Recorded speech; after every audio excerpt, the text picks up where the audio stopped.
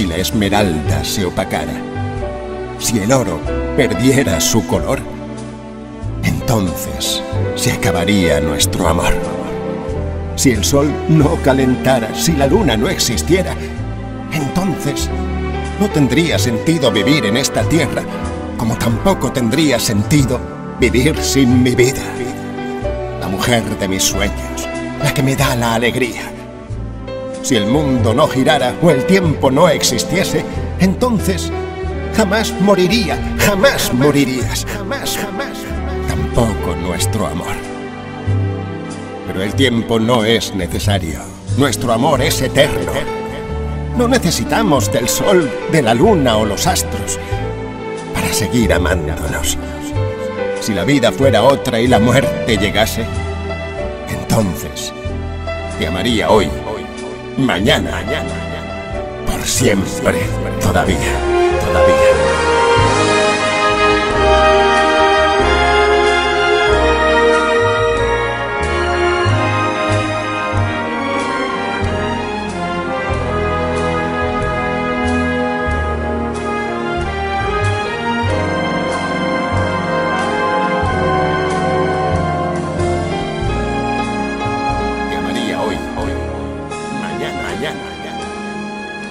Siempre, todavía.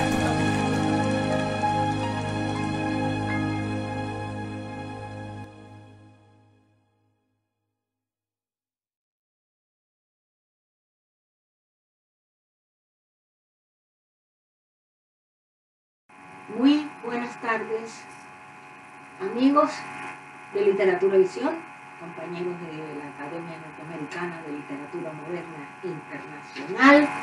Bienvenidos a un programa más, a un episodio más de Literatura Visión, en el que vamos a presentar un seminario muy interesante y vamos a traer a una serie de anuncios y de citas que serán de mucho interés. Yo estoy casi segura que será así.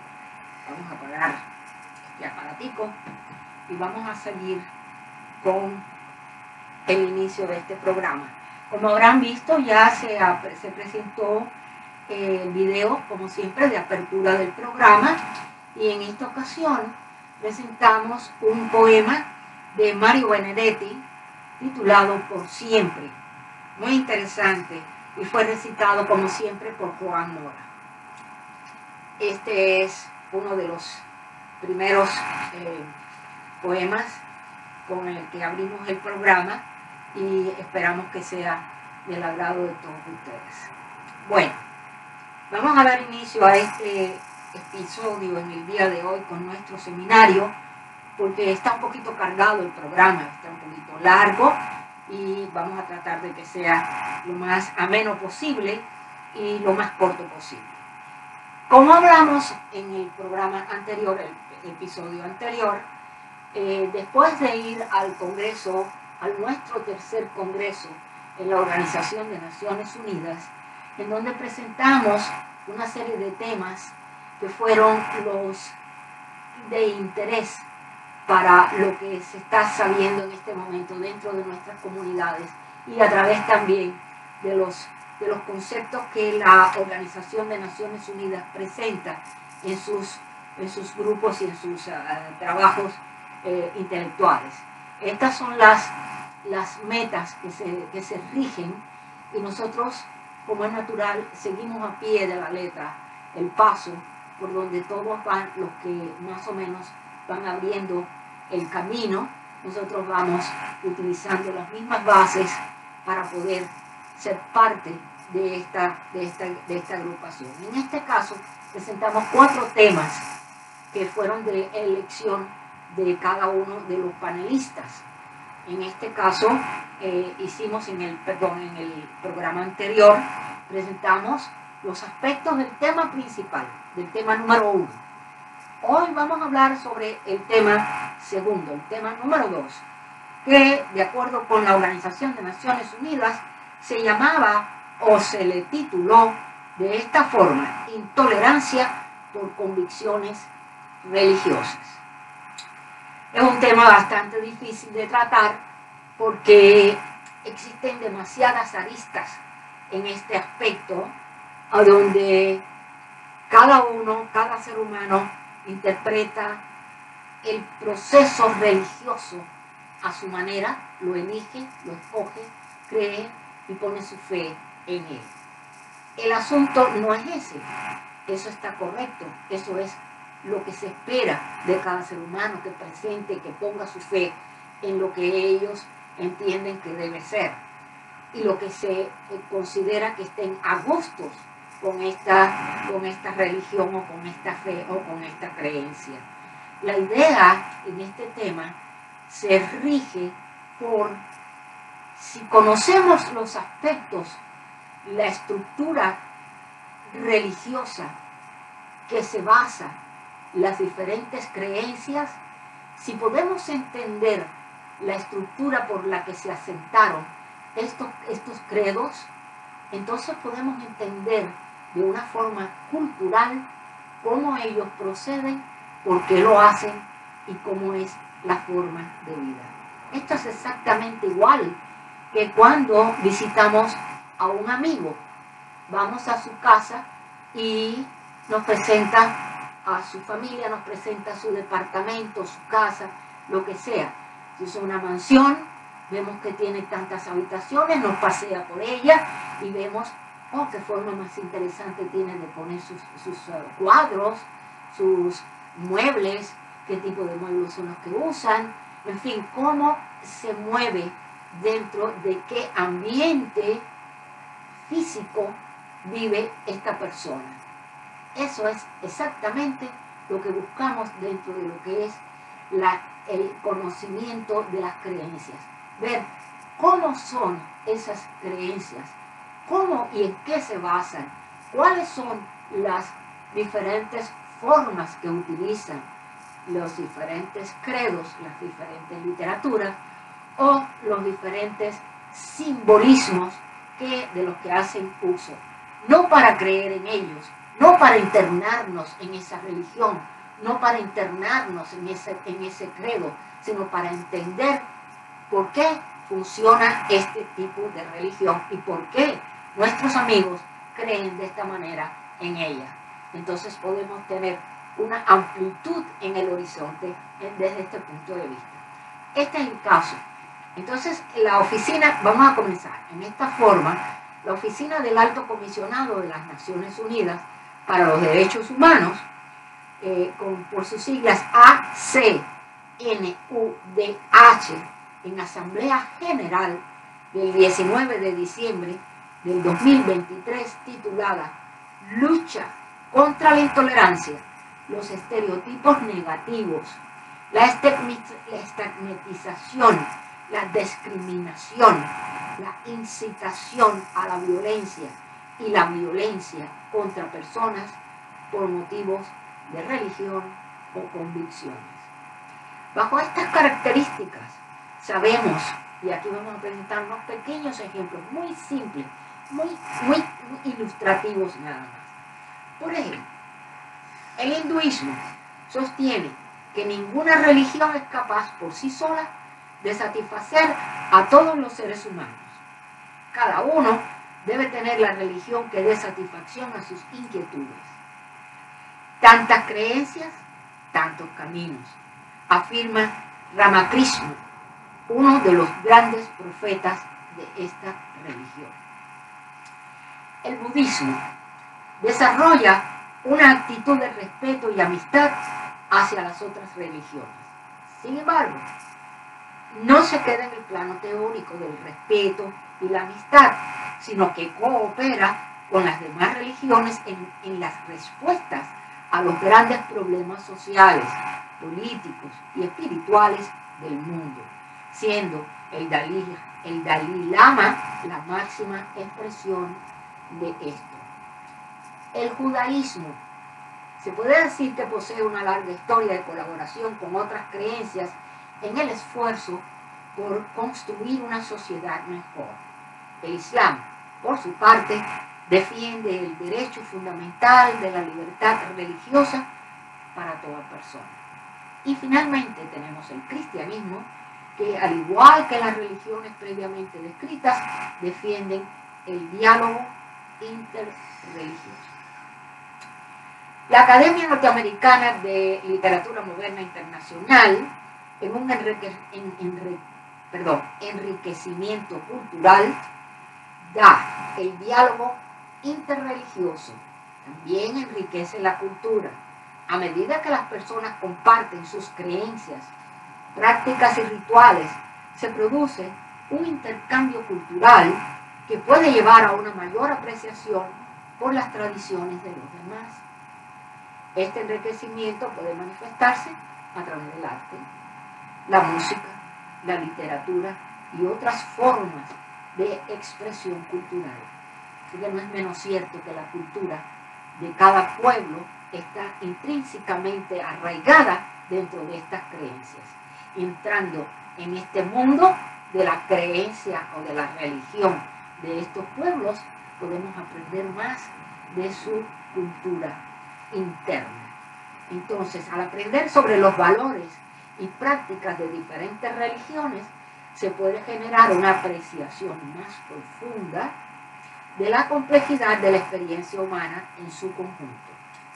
El folclore, las festividades y otros aspectos de la cultura popular también se ven enriquecidos por la participación y el intercambio interreligioso, lo que permite que estas tradiciones evolucionen y se adapten a un mundo en constante cambio. Un ejemplo que podemos mostrar a grandes rasgos son aquellas creencias de los pueblos originarios. Más adelante, y esto vamos a esperar a que el programa finalice, donde vamos a presentar un ejemplo maravilloso de esto que estamos hablando. Pero podemos entender estas manifestaciones como parte intrínseca de la cultura. Entonces vamos a ir mirando algunos aspectos. En Colombia, por ejemplo, en primer lugar, el historiador Fernando Rubio afirma que no sería correcto hablar sobre religiones en las épocas previas a la conquista, ya que este es un término que se ha ido forjando desde siglos después, sino que se debía entender a las creencias ancestrales como formas de comprensión del mundo. Se creía mucho en las fuerzas de la naturaleza. El sol, por ejemplo, como una de las fuerzas o las deidades principales en el pueblo muisca, al igual que la luna.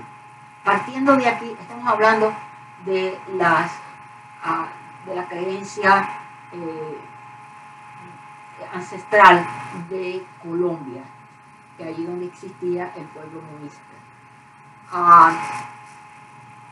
Al igual que la luna, partiendo de aquí se entienden algunos principios masculinos y femeninos, afirma el antropólogo David Henao. Para los diferentes pueblos indígenas con creencias muy variadas, siempre se mantuvo como factor de importancia el respeto y el valor de la vida. Importante. Para la que es necesaria la presencia del sol y la luna. Adicionalmente, como parte de los saberes ancestrales, fue relevante siempre el ver hacia arriba para intentar entender todo lo que contiene el universo. De allí derivó un desarrollo intelectual muy importante en cuanto a los astros, el cosmos, las constelaciones, etc.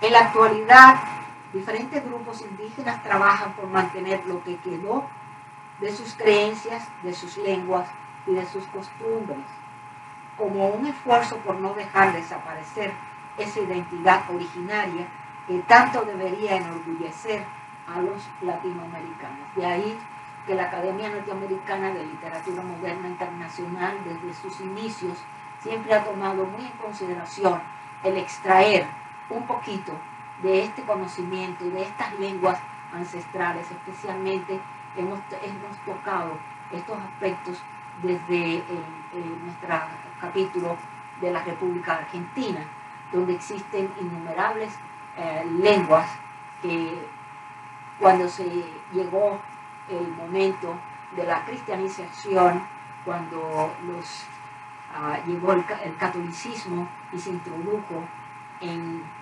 Latinoamérica, muchas de estas lenguas quedaron atrás. Pero en este momento existen muchísimos antropólogos, muchísimos eruditos que tratan y están trabajando arduamente para que estos idiomas no se pierdan, estas lenguas no se pierdan, especialmente el náhuatl, el quechua, esto desde México, también desde Argentina y todos estos países donde todavía estas lenguas existen. Es por eso que hemos también traído, de cuando en cuando, traemos a algunas de nuestras queridas compatriotas, vamos a decir, compañeras de acá de la academia, que conocen, como por ejemplo, en su momento tuvimos a Telma, que pertenece a la agrupación de la Florida. Ella es oriunda de México y conoce y maneja muy bien lo que es el quechua, el náhuatl, y ha traído muchas de las colecciones culturales de su país. Bueno, seguimos porque nos perdemos y entonces se nos hace más largo. Las creencias de los pueblos originarios se basan en una profunda conexión con la naturaleza, el universo y sus antepasados. Estas creencias reflejan una cosmovisión y son fundamentales para su identidad cultural. Las prácticas rituales y mitologías son ejemplos de cómo estas comunidades han desarrollado sus propias formas de entender lo sagrado y lo trascendental. Un aspecto muy interesante sobre este tema podemos observarlo en la cultura de nuestra América y la influencia africana dentro de la misma. Si nos remontamos a un capítulo oscuro de la historia de Latinoamérica, que trajo consigo millones de africanos a la América, podemos entender el origen de estas influencias que se remontan a la trata de esclavos. A pesar de las adversidades y la opresión, estos individuos lograron preservar y transmitir su identidad, tradiciones y costumbres, dejando una marca indeleble en las sociedades latinoamericanas. Especialmente vamos a hablar también de Cuba, que en próximos capítulos vamos a tocar este tema en referencia a algunos cambios que existieron allí debido a la cultura traída de África. La influencia africana en Latinoamérica es un legado cultural, social y étnico que ha dejado una huella indeleble en la región. Desde la época colonial hasta nuestros días, la presencia africana ha moldeado de manera significativa diversos aspectos de la vida latinoamericana, enriqueciéndola con una diversidad única y vibrante. La influencia de la influencia africana en la cultura pone como una esencia lo que es la música, la danza, que esos fueron aspectos que influyeron enormemente y siguen en la actualidad todavía está ese aspecto, especialmente dentro de la música, la danza, la comida, en fin. Una de las expresiones más evidentes de la influencia africana en Latinoamérica se encuentra en la música y la danza, ya hablamos de eso. Ritmos como la rumba, la salsa, el merengue y la samba tienen sus raíces en tradiciones musicales africanas, fusionadas con elementos indígenas y europeos. Estas manifestaciones artísticas han trascendido fronteras y se han convertido en emblemas culturales reconocidos a nivel mundial. Y esto no es nada más y nada menos que el factor religioso, las creencias que traían y que fueron fusionándolas de diferentes formas de acuerdo al lugar a donde estuvieron. De esto hablaremos en otra oportunidad. Pero la influencia africana en Latinoamérica es, sin lugar a dudas, un legado profundo e imperecedero que podemos compartir en futuros episodios de Literatura Visión. Eso, y le prometo que vamos a hablar sobre el tema. Pero hoy dejaremos a la consideración de ustedes una de las piezas más interesantes de nuestra cultura andina. En nuestros estelares, después que pasemos por una serie de aspectos del programa y lleguemos a los estelares, y quiero que no se lo pierdan, porque allí presentaremos uno de los aspectos más significativos de la cultura andina, de las poblaciones originarias de Argentina, y con ella compartiremos el saludo que se conmemora en 2 días, creo que es el 1 de agosto, y este saludo, esta ceremonia, es nada más y nada menos que dirigida a lo que se considera la madre tierra, conocida como la Pachamama. Van a ver un trabajo excelente que nos trae nuestra embajadora cultural originaria de Salta, donde ella tiene su escuela, trabaja precisamente enseñando el quechua. Es una de sus ambiciones, poder reflejar y rescatar el quechua.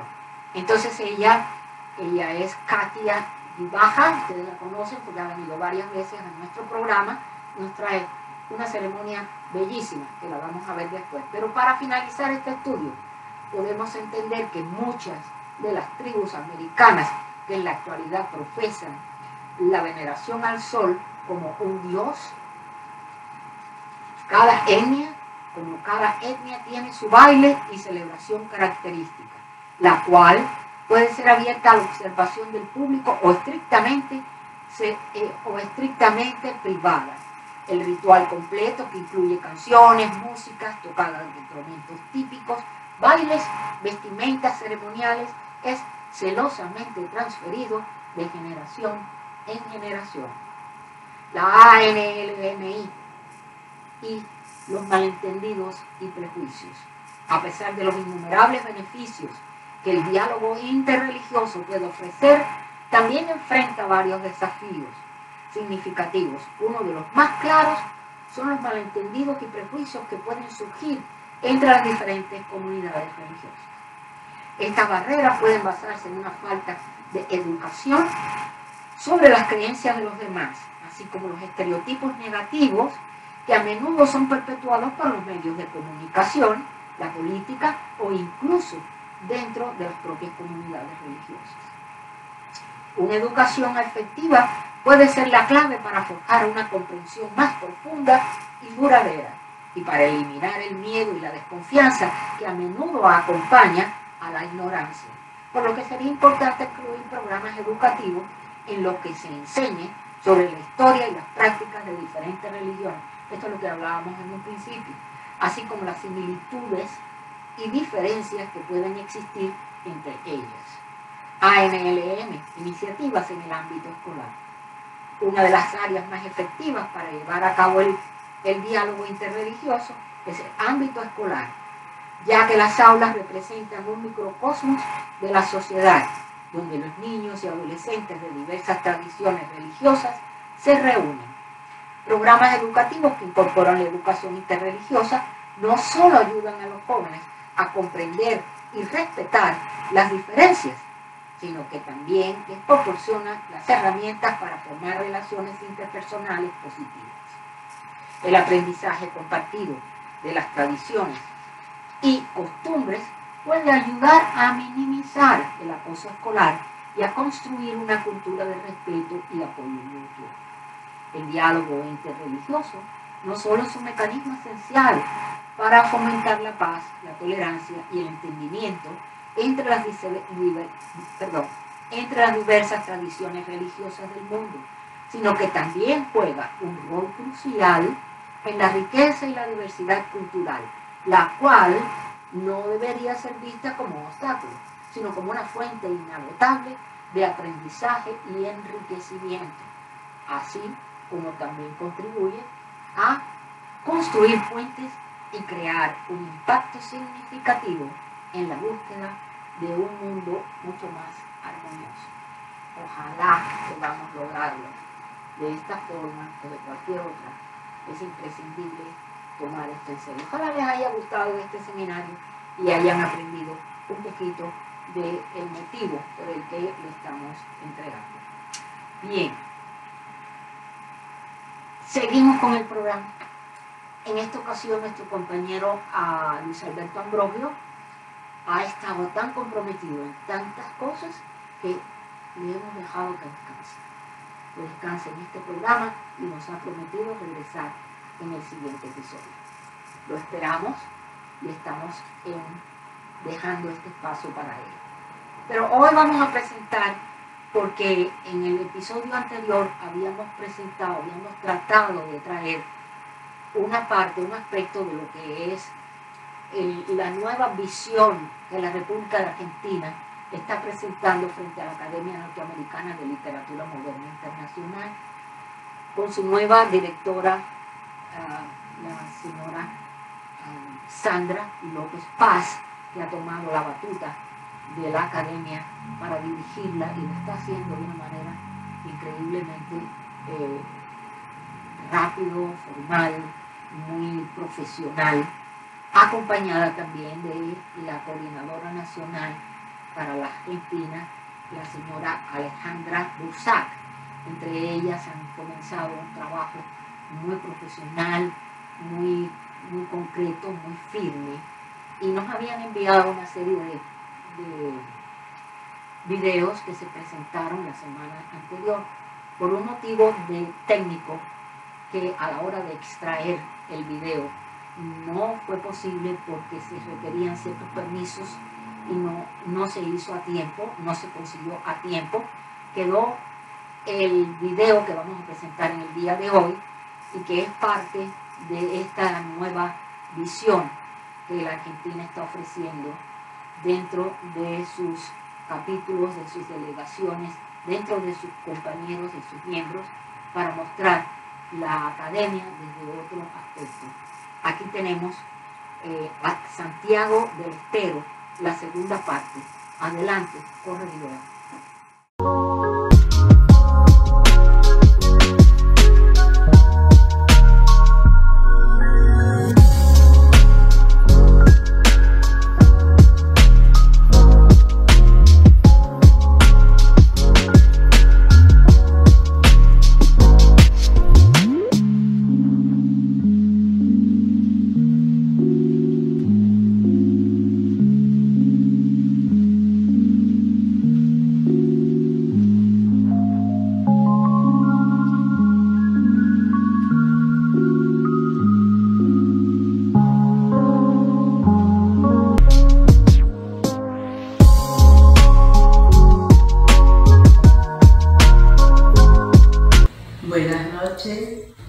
Mi nombre es Cristina Nedia Agüero, soy directora de la Delegación Santiago del Estero de la Academia Norteamericana de Literatura Moderna Internacional.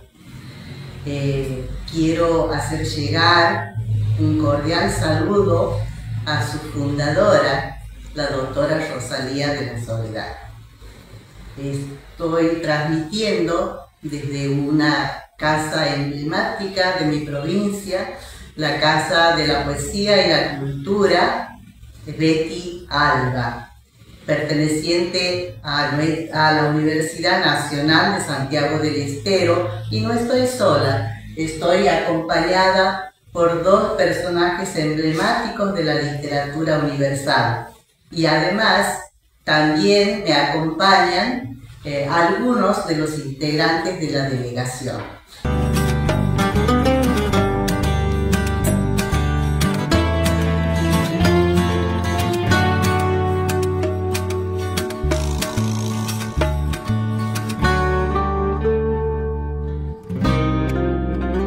Muy buenas noches, soy Marit Cañuela, miembro activo, ya que soy parte de la comisión directiva de la Academia Norteamericana de Literatura Moderna Internacional de la Delegación Santiago del Estero.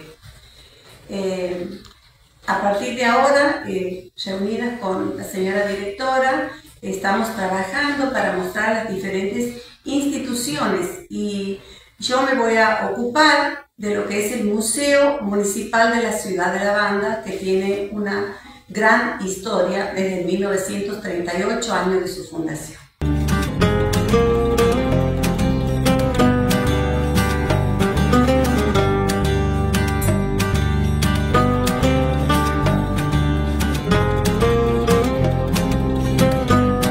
Buenas noches.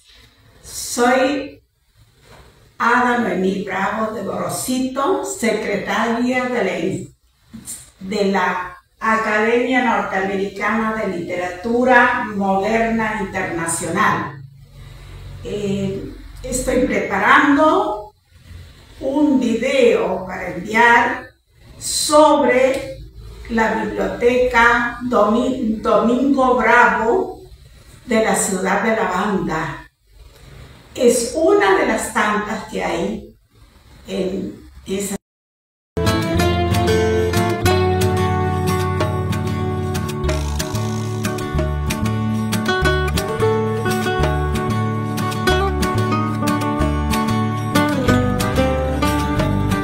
Hola, buenas noches. Un saludo especial para la Academia de Literatura Norteamericana Internacional, capítulo de República Argentina de Santiago del Estero. Estamos por ingresar al Centro Cultural General San Martín de la ciudad de las Termas del Río Hondo.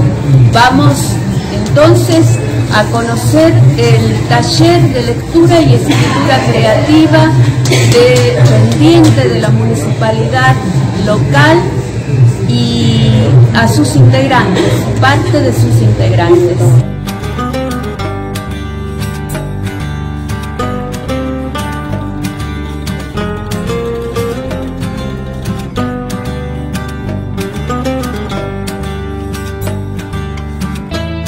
El taller de lectura y escritura creativa municipal tiene como principal objetivo promover el gusto por la lectura, acercar a los niños, a los jóvenes y a los adultos a la lectura, al contagiarnos unos con otros. La lectura abre las puertas a mundos inimaginados. Soy la profesora Nancy Jiménez y tengo el gusto y el honor de estar frente a este taller. Voy a invitar a alguna de los integrantes a que lea algún poema, sea de su autoría. Rita, ¿quieres leer algo? ¿Nos querés leer? Vas a leer entonces un poema de un extinto autor termeño, Roberto Villavicencio Vera. Soneto en dos tiempos. Sin tus manos seré un prisionero, amarrado al ancla de la vida, luz de tus ojos, barco a la deriva, errante vagabundo por diosero, ángel sin alas, pájaro sin vuelo, tierra sin frutos, paraíso sin flor, isla desértica y sin amor, epitafio mortal de mi desvelo, río caudaloso que se va en olvidos, amaneceres de luna plateada, manso arroyuelo de sueños perdidos, otoño de siglos ya presentidos, nueva luz de esperanza anclada, en azules veranos hoy dormidos.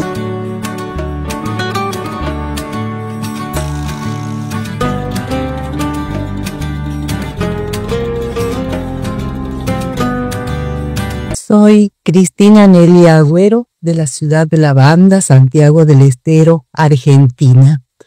Quiero invitarte a conocer una fiesta que nace del alma de nuestro pueblo, la del Señor Hallado, en Villa Jiménez, departamento Río Hondo, Santiago del Estero. Cada año, exactamente el tercer sábado del mes de mayo, cientos de devotos llegan con fe y emoción, a pie, a caballo o en vehículos. Todos traen promesas, agradecimientos y esperanza. La historia comenzó en el siglo XVIII, cuando una imagen fue hallada. Era exactamente un relicario de plata bañado en oro. Intentaron llevarla a otro lugar, pero regresaba. Aquí encontró su lugar y su gente. La capilla, construida por los jesuitas en el año 1797, es hoy patrimonio cultural de la provincia y corazón espiritual de este pueblo que nunca deja de creer. Desde la madrugada, las bombas anuncian el día, rosario, procesión y la imagen que sale al encuentro de sus fieles, un momento que estremece el alma y el corazón. La misa central une a todos, no hay diferencia, solo fe y el agradecimiento por haber encontrado algo perdido. Después de la celebración se vuelve todo fiesta, comidas regionales, caseras, música, danza y tradición. Los niños también reciben su primera comunión. Aquí la fe se hereda con infinito amor. El Señor hallado sigue caminando con su pueblo. Cada mayo vuelve a hacer que nos encontremos o nos reencontremos. Soy Cristina Nelly Agüero y esta es la historia viva de un pueblo que cree, celebra, una fiesta en donde lo sagrado y lo profano se amalgaman de tal manera que seguirá viva de generación en generación.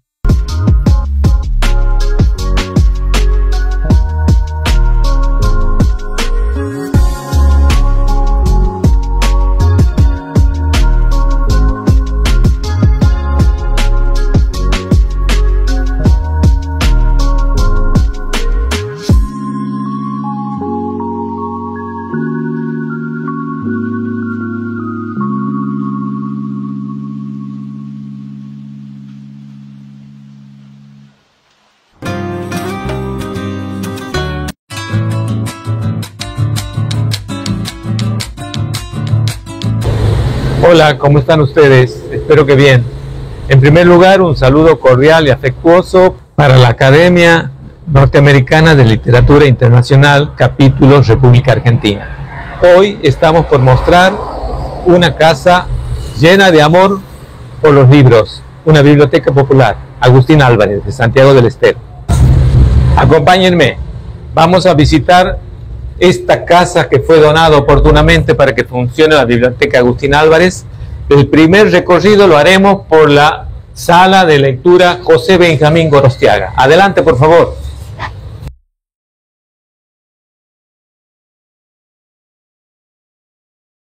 Ustedes observan la calidad del lugar y del espacio original en sus muebles, su mesa, sus anaqueles, llenas de libros, podríamos decir que de toda la Argentina y también de otras partes del mundo. Por supuesto que después visitaremos otras salas de especial agrado para el público que tiene que ver con los autores santiagueños. Continuamos con la visita.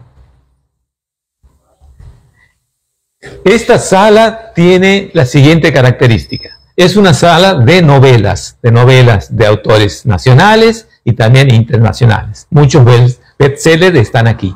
Y también en esta oportunidad, en esta ocasión, están los últimos libros que han sido comprados en la Feria Internacional del Libro en Buenos Aires. Por suerte esto engrosa el capital cultural de la biblioteca. Esta biblioteca fue fundada en 1926 y desde entonces ha sido un espacio de encuentro, aprendizaje y cultura para miles de santiagueños. Aquí se respira lectura, se comparten saberes y se defienden los derechos, especialmente de niños y niñas. ¿Pero quién fue Agustín Álvarez? ¿Por qué esta biblioteca lleva su nombre? Agustín Álvarez fue un pensador argentino, militar, nacido en Mendoza en 1857, abogado, docente y sobre todo un gran moralista y educador. Un hombre que creía profundamente en el poder transformador del conocimiento. Escribió sobre política, ética y educación.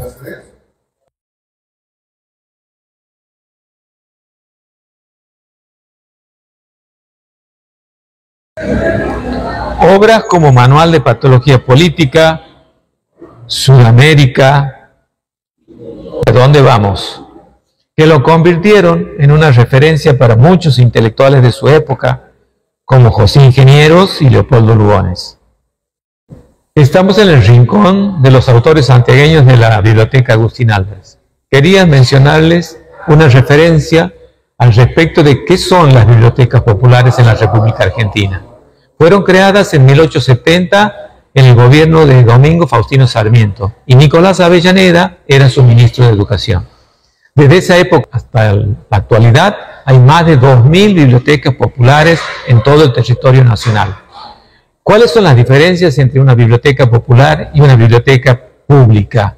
Una está financiada y mantenida por el Estado y estas bibliotecas tienen un pequeño subsidio y también se mantienen casi completamente con el aporte de la comunidad.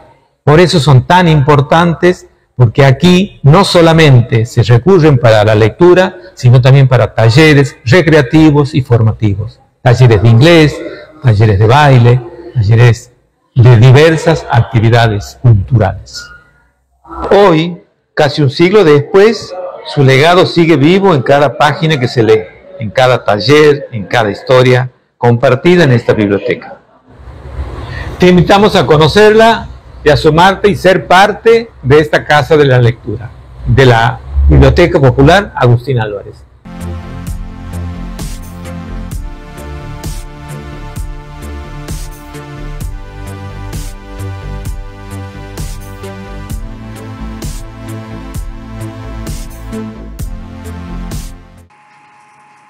Continuamos. Hace algún tiempito que no teníamos la presencia de esta poetisa. Ella se llama Lucía Pastor y nos ha enviado un trabajo muy bonito, muy hermoso, como un homenaje a Miguel Hernández. Este trabajo de Lucía es verdaderamente interesante para aquellos que son adoradores de la poesía, aquellos que buscan dentro de los poetas la expresión más artística. Aquí tenemos a dos de ellos. Uno, Miguel Hernández, que es el protagonista del video, y quien lo ejecuta, Lucía Pastor, una poetisa encomiable de nuestra Academia Norteamericana de Literatura Moderna Internacional desde Valencia. Adelante, corre video. Buenas tardes. Primero quiero agradecer la invitación de doña Rosalía de la Soledad de nuevo para este espacio de literatura, visión, un espacio de arte y cultura para todos. Felicidades a todo el equipo que lo hacéis posible. Hoy os voy a hablar un poco de la vida del gran poeta Miguel Hernández, recordando parte de su legado de vida poética y humana. Miguel Hernández Gilalbert, 1910-1942, fue un poeta y dramaturgo nacido en Orihuela, Alicante, que abandonó la escuela para trabajar como pastor, pero desarrolló un profundo talento literario de forma autodidacta, convirtiéndose en una de las voces más importantes de la literatura española del siglo XX, especialmente conocido por su obra comprometida durante la Guerra Civil y su trágico final en prisión. Sus primeros escritos estuvieron influenciados por los clásicos que leyó, como Fray Luis de León, Góngora, Cervantes y Juan Ramón Jiménez. En 1930 comenzó a publicar en revistas y en 1934 publicó su primer libro, Périto de Lunas. Viajó a Madrid, donde colaboró en publicaciones como el Cosío Diccionario Taurino y las Misiones Pedagógicas. Conoció a importantes figuras de la poesía española como Alberti, Rosales, Alessandri y Neruda. En 1936 publicó El rayo que no cesa y durante la Guerra Civil su obra se cargó de un tono combativo y comprometido, con libros como Viento del Pueblo en 1937 y El hombre acecha en 1938. Se afiló al Ejército Popular de la República y participó activamente en la guerra, donde recitales hacía en el frente. La muerte de su primer hijo en 1938 y el nacimiento del segundo influyeron en su obra, especialmente en el cancionero y romancero de ausencias. Al finalizar la guerra, intentó huir a Portugal, pero fue detenido, condenado a muerte. Su pena fue conmutada a 30 años de cárcel, pero murió de tuberculosis en la prisión de Alicante el 28 de marzo de 1942 a los 31 años. Miguel Hernández es considerado un poeta de la gran relevancia de la literatura española del siglo XX, cuya obra está inseparablemente ligada a su biografía y a las circunstancias históricas de su tiempo. Su poesía sigue siendo un altavoz de reivindicaciones de justicia y fraternidad. Como amigos universales hernandianos de Miguel Hernández, como de su poesía, desde aquí organizamos homenajes cada año en su casa museo de Orihuela, en su aniversario de nacimiento y muerte, que con la colaboración y el apoyo de la Fundación y Casa Museo Miguel Hernández aportamos un aporte al mantenimiento de su poesía por ser un derecho de luz en tierra. Como escribió Pablo Neruda a Miguel cuando falleció, ya que llegaron a ser muy buenos amigos, incluso le ofreció su casa para que se marchase de España en ese tiempo de guerra, pero no quiso. Decía ese texto de Pablo Neruda: recordar a Miguel Hernández que desapareció en la oscuridad y recordarlo a plena luz es deber de España, un deber de amor. Pocos poetas tan generosos y luminosos como el muchachón de Orihuela, cuya estatua se levantará algún día entre los azahares de su dormida tierra. Miguel no tenía la luz cenital del sur como los poetas de Andalucía, sino una luz de tierra, de mañana pedregosa, luz espesa de panal despertando. Como materia dura como el oro, trazó su poesía duradera. Y este fue el hombre que aquel momento de España desterró a la sombra, y nos toca ahora y siempre sacarlo de su cárcel mortal, iluminarlo con su valentía y su martirio en gloria terrestre que cayó en la noche armado con la espada de la luz. Y se levantó cientos de estatuas de Miguel Hernández en su recuerdo, y no solo tenía la luz del Mediterráneo, sino del mundo, de la mañana seca en húmeda cátedra. Y así, millones de poetas lo sacamos cada día a la claridad con poesía, no solo para su gloria, sino para la de nosotros, que en conjunto abramos un puente de palabra y voz para la eternidad. Y ya termino, y espero que os haya gustado, con dos poemas, uno de él y otro mío, dedicados. Y mientras irán pasando fotos para que conozcáis un poco más el rincón mágico de museo donde vivió en Orihuela y disfrutemos todos de ese maravilloso legado de Miguel Hernández. Y dice los poemas: me sobra el corazón. Hoy estoy sin saber, no sé cómo. Hoy estoy para penas solamente. Hoy no tengo amistad. Hoy solo tengo ansias de arrancarme de cuajo el corazón y ponerlo debajo de un zapato. Hoy reverdece aquella espina seca. Hoy es día de llanto en mi reino. Hoy descarga en mi pecho el desaliento plomo desalentado. No puedo con mi estrella y me busco la muerte por las manos, mirando con cariño las navajas. Y recuerdo aquel hacha compañera y pienso en los más altos campanarios para un salto mortal serenamente. Si no fuera por qué, no sé por qué, mi corazón escribiría una postrera carta, una carta que llevo allí metida, haría un tintero de mi corazón, una fuente de sílabas de adioses y regalos, y ahí te quedas, al mundo le diría. Yo nací en una mala luna, tengo la pena de una sola pena, que vale más que toda la alegría. Un amor me ha dejado con los brazos caídos, y no puedo tenerlo hacia más. ¿No veis mi boca que desengañada, que inconformes mis ojos? Cuanto más me contemplo, más me aflijo. Cortar este dolor, ¿con qué tijera? Ayer, mañana, hoy, padeciendo por todo mi corazón, pecera melancólica, panal de ruiseñores moribundos. Me sobra el corazón, hoy descorazonarme, yo, el más corazonado de los hombres, y por más también el más amargo. No sé por qué, ni cómo me perdono la vida cada día. Miguel Hernández. Y voy a terminar con este dedicado a él que le escribí hace un tiempo. No quiso ser apresura de inspiración, de caminos sin ver. No quiso ceder al tiempo el alojamiento del recurriente cielo, el que no era de la tierra el su adentro ser. No quiso ser niño y hombre a la vez, porque conoció el amante cegar de manantiales, el que en el agua le amamantaba como madre de luz naciente, como de río causante. No quiso ser como no quiere ser nadie, pobre de su misma sangre, de su misma pobreza, la que canturría a hilos en tierra, como en campos de cielo, en fuego de hierbas.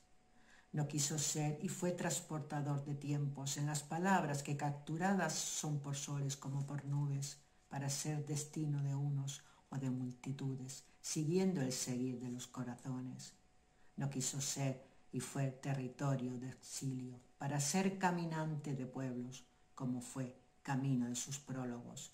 No quiso y fue el laberinto de hornadas puestas en puestos de derivados ascensos.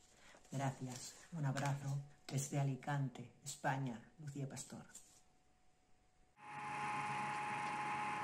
Hoy quiero hablarles de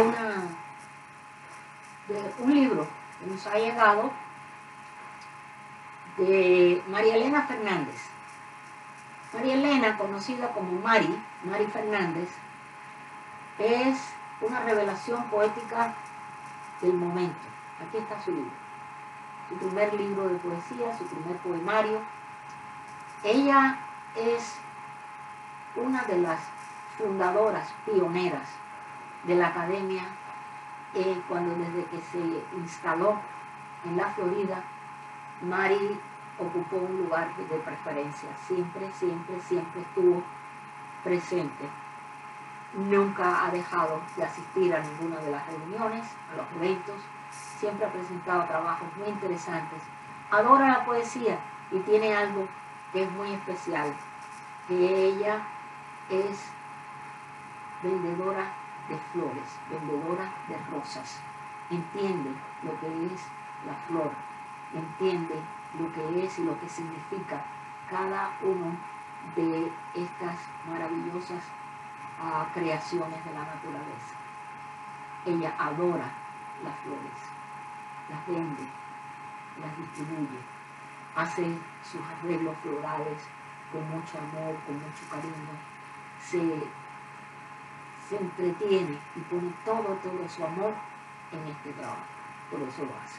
Pero al mismo tiempo ha surgido este aspecto, vamos a decir, poético que tiene ella, y escribió este libro de poesía y se lo recomendamos porque tiene mucho de ese aspecto que ella proclama, que es los arpegios de la rosa o de rosa, arpegios de rosa, de María Elena Fernández.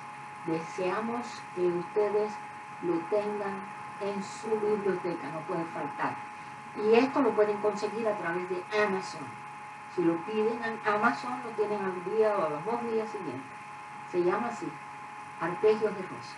Lo recomendamos. Adelante, Mari, muchos éxitos con tu libro.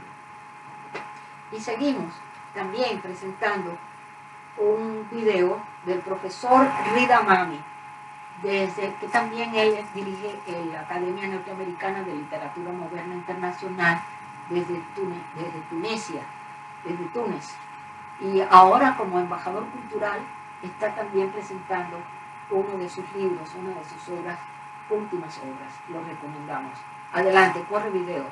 Tenemos al profesor Rida Mami de la Academia Norteamericana de Literatura Moderna Internacional, embajador cultural desde Túnez. Adelante. Muy buenas a todos. Me gustaría dedicar esta mi última obra a doña Rosalía de la Soledad, presidenta de la prestigiosa Academia Norteamericana de Literatura Moderna de Literatura Moderna e Internacional. Esta obra es mi último libro. Se trata de una traducción que realicé a una de las obras maestras del poeta insigne y emblemático Federico García Lorca. Se titula El diván del Tamarit. Salió hace muy poco y se presentó aquí en Túnez durante el mes de mayo. Se presentó en el Ministerio de Cultura y también en la Universidad de la Manuba de Túnez. Pues opté por la traducción del diván del Tamarit por su relación tanto en la forma o en el contenido con la cultura y el mundo árabes. De hecho, la palabra diván es diwan, es el árabe diwan, que quiere decir poemario. Tamarit es el nombre propio de un huerto que estaba cerca de la casa de Lorca y donde se refugiaba el joven Lorca para escribir. Era un huerto de un tío suyo que tenía muchas palmeras y muchos dátiles, de donde el nombre árabe tamar, que quiere decir dátiles, y el sufijo latino it, el diván del Tamarit. Aparte del paratexto, es decir, el título, el contenido del poemario está en conexión directa con la cultura árabe. De hecho, Federico García Lorca lo dijo varias veces a su amigo Emilio García Gómez, que escribió este poemario, El diván del Tamarit, en homenaje a los poetas arábigo-andalusíes o andaluces, porque Lorca siempre se sintió muy unido a la cultura árabe y siempre supo apreciar el aporte de la cultura árabe y islámica al andaluz, a Andalucía y precisamente a su famosa Granada. El libro se compone de 21 poemas. 10 poemas son dedicados al amor.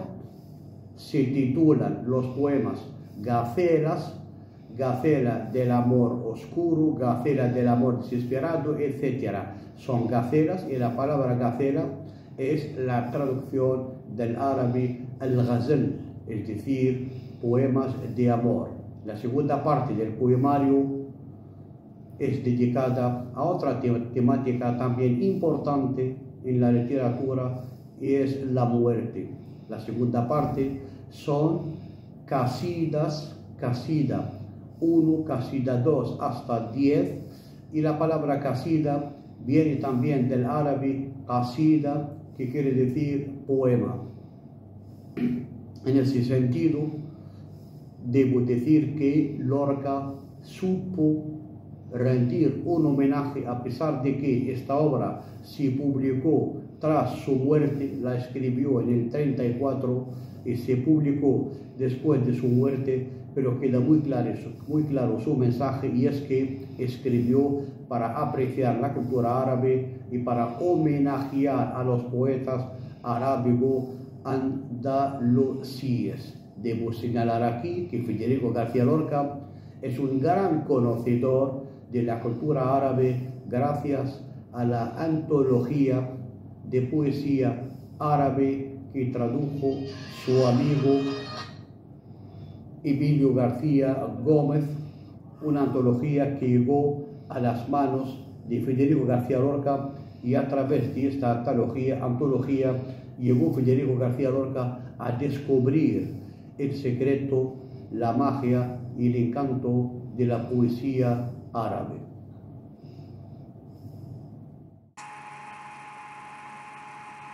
Bueno, continuamos. Hoy les dije que estaba un poquito cargadito el programa, pero sumamente interesante, porque aquí tenemos a otra embajadora cultural que recientemente nos acompañó en el congreso de acá de la Organización de Naciones Unidas, nuestro tercer congreso, el pasado junio 23, y la conocimos personalmente, una chica muy amable, muy cariñosa, muy sensible, Esta Neri tiene también el cargo de embajadora cultural, porque ella no para 10 minutos en un lugar.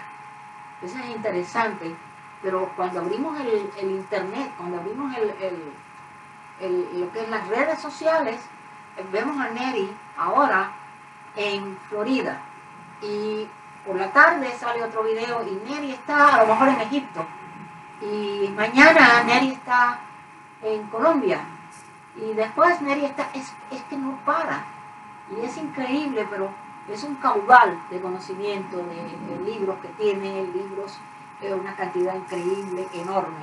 En esta ocasión ella se encuentra en la Florida y nos llama y nos dice, fíjate, porque a través de ella fue donde comenzó, de ella y de Basilio Cañizares, no me viene bien ahora el apellido de Basilio, pero ellos dos fueron los que me introdujeron el gusanillo de encontrar el punto de entrada del idioma español en el mundo, y a través de ellos conocí y presentamos muchísimos programas, muchísimos eventos desde entonces, y esta es como una pasión que tienen Neri y su compañero, pero en este caso ella está en la Florida. ¿Y qué pasa? Que se encuentra que trae un trabajo realizado en la Basílica de San Agustín, en donde ella llega, que allí se produce por primera vez una misa en español. La primera misa que se da en español en los Estados Unidos de Norteamérica la dio allí un español, la dieron en español, y Neri se encargó de traer ese recuento para ustedes. Adelante, corre video. Este es un saludo para la Academia Norteamericana de Literatura Moderna Internacional, a Rosalía de la Soledad, su presidenta, y a todos sus miembros. Un saludo desde San Agustín, Florida, en donde tenemos los primeros asentamientos de los españoles al llegar aquí a Estados Unidos, a Florida. Y este en particular es el padre Francisco Grajales. Aquí se hizo la primera misa católica dentro de una parroquia. Y bueno, fueron los primeros asentamientos donde habían indígenas dentro de esa misa, y fueron los primeros asentamientos donde se habló el idioma español. Gracias. Para la Academia Norteamericana de Literatura Moderna Internacional, seguimos aquí en San Agustín. Esto es un ejemplo de la trilogía de los habitantes que estaban aquí en San Agustín cuando fue fundada la primera colonia de los españoles aquí en San Agustín. Tenemos a Pedro Menéndez de Áviles, porque venía de Ávila en España y fue el fundador. El chief de los Timucuatca, que era el chief Celoyo, el jefe Celoyo. Y aquí tenemos a Juanita, que era una esclava africana. Esta es la trilogía de los habitantes en esa época. Un saludo para Literatura Visión de la Academia Norteamericana de Literatura Moderna Internacional, y un saludo muy especial a su presidenta Rosalía de la Soledad y a todos sus miembros. He escogido esta hora porque están sonando las campanas de esta catedral basílica de San Agustín, que fue la primera en territorio norteamericano en fundarse en 1562. Y estoy aquí frente a la estatua del padre Félix Varela, que nació en La Habana en 1788 y murió aquí en San Agustín en 1853.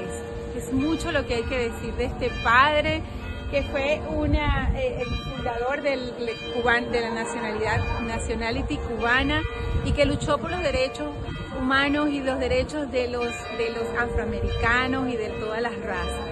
Él fue escritor, fue filósofo, fue el padre, se llamó el padre de los derechos en Cuba.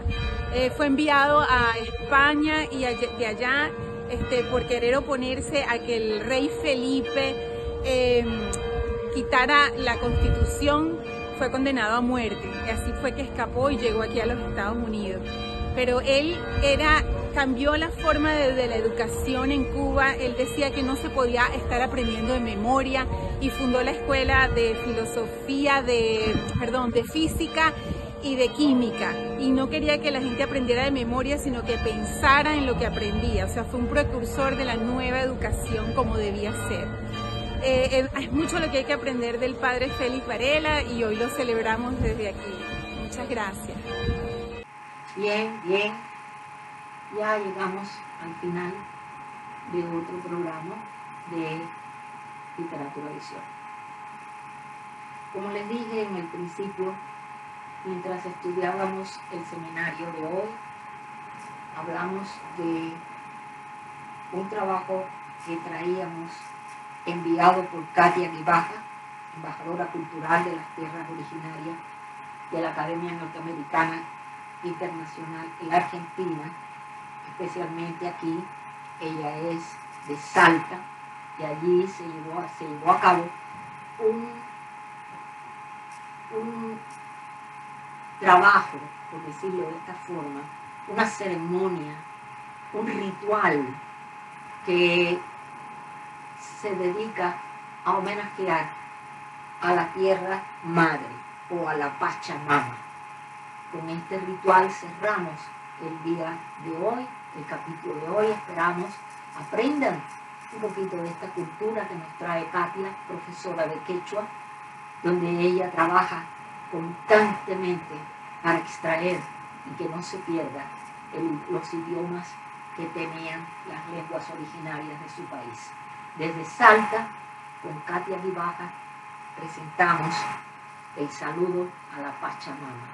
Adelante, corre video y con esto cerramos el capítulo, el episodio del día de hoy. Bienvenidos y ojalá les haya gustado, compartan este video y den su opinión. Estamos esperando por eso. Nos despedimos hasta la próxima. Que tengan una buena semana. Adelante.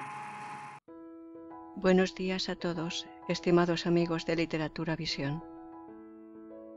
Quiero aprovechar la oportunidad que me brindan para invitarles a visitar nuestra biblioteca, en la que encontrarán libros y audiolibros de las más variadas temáticas y autores de todas las épocas y nacionalidades.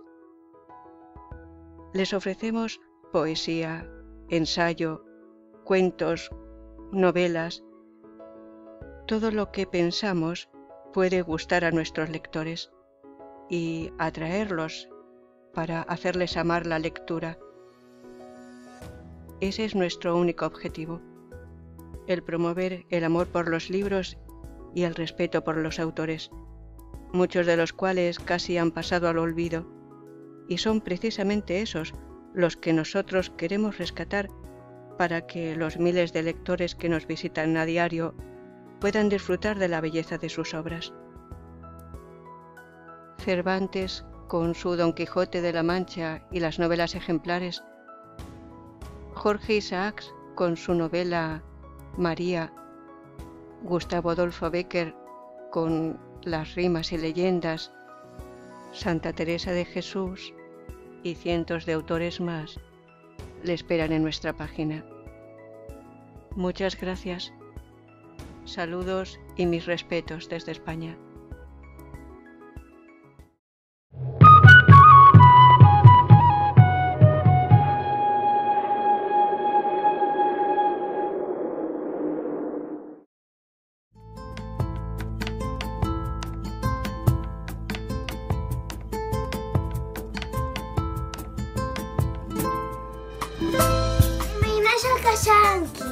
Imaynaya kashankichis, sumakta hamurankichis.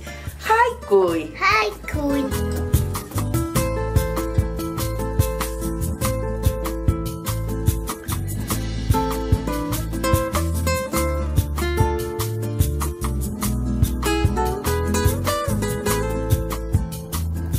Primero de agosto. Una fecha inolvidable para la comunidad andina, desde épocas preincaicas y hasta nuestros días. El homenaje a nuestra gran Madre Tierra, a la Pachamama. Etimología de esta palabra quechua, Pachamama, Madre Tiempo, Madre Espacio y Madre Gea. Todo el pueblo andino esperaba ese día para comenzar a homenajear a nuestra Madre Tierra. Pero había algo importante. El día 31, un día antes, se limpiaba toda la casa. No se dejaba ningún foco infeccioso porque recién al día siguiente, a las primeras horas del primero, se sahumaba la casa con plantas desinfectantes para evitar algún tipo de enfermedad que pudieran traernos los vientos de agosto y que se sabía en este mes fallecía la mayor cantidad de personas, tanto adultas, muy ancianas o bebés. Por esa razón es que el 1 de agosto se sahuma para prevenir la salud física. De ahí todavía viene hasta el día de hoy. Si pasas agosto tienes un año más de vida. Pero el día 1 se hacía esta ceremonia del Hoimi, tomar algo, bebidas calientes, vitaminas. El 1 se estaba en familia, se programaba la corpachada, el momento del homenaje a la tierra, qué alimentos le vamos a dar a la tierra, con platos deliciosos y los mejores frutos, ofrendando a la Madre Tierra. Primero hay que dar para recibir. Y ella permanentemente nos da, y por lo menos una vez al año nosotros entregamos los alimentos, la bebida, en reciprocidad. Aini, dar y recibir. Reciprocidad, trabajo compartido, hermandad y solidaridad. Estos principios andinos que toda la familia vuelva a recordar, vuelva a traerlo a la memoria para el buen vivir. El Ayen Kausai. Por eso se elegía también las mejores semillas para plantar. Se observaba la naturaleza, se observaba el laco. El laco, esta alga filamentosa verde, si estabas cerca charqui sobre las piedras o todavía estaba flotando verde. Vean si los insectos volaban bajo o alto. Y en las noches estrelladas miraban cómo estaban las Pléyades. Si las luces estaban muy encendidas o poco encendidas. El brillo de las estrellas. Todo eso les daba una pauta. Y la pauta que les daba era cómo iba a ser los climas. Iba a haber mucha lluvia o iba a haber mucha escasez, sequía. Y de acuerdo a eso elegían las semillas. Y que tenga buenos frutos. De ahí viene Ayintaj, Ajliay, Mujujukuna, Chayataj, Kankaj, Rurukuna.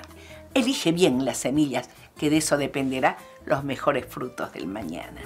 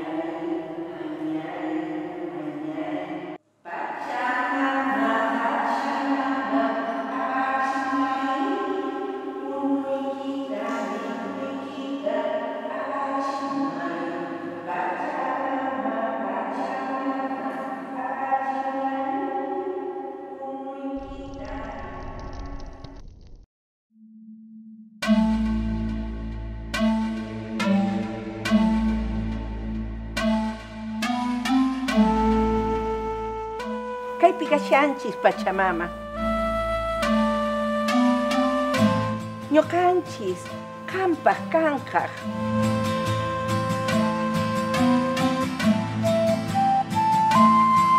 Pachamama querida.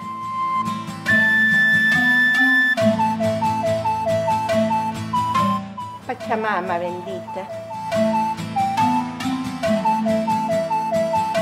Napaykuy killapankunapaq, inti, killa, illapa, Pachamama, Campas, Cancaj.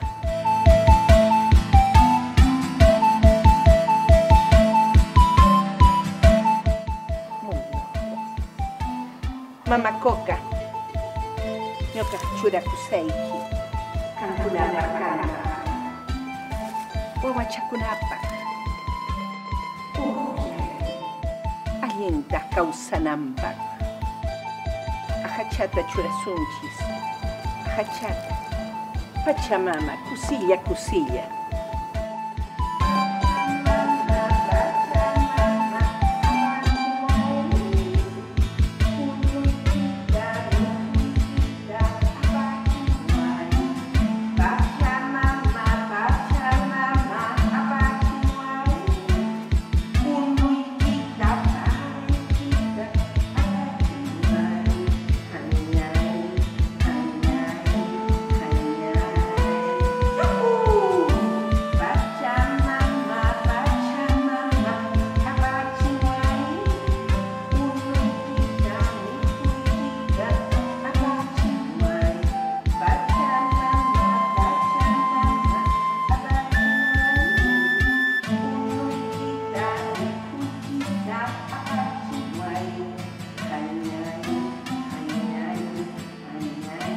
¡Yujú!